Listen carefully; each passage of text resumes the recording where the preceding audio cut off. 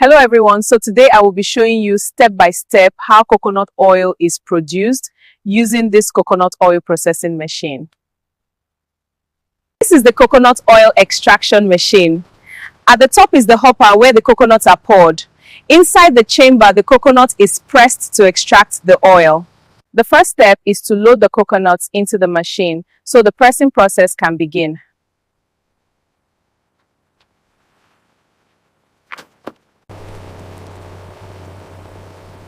After loading the coconuts, we start the machine.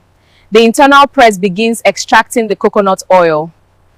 As the machine presses the coconut, the pure coconut oil flows out while the dry coconut residue is separated. Watch as the golden oil pours out completely pure, and here is the dry residue all separated.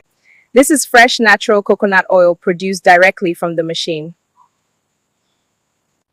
The oil is now ready to be packaged and sold.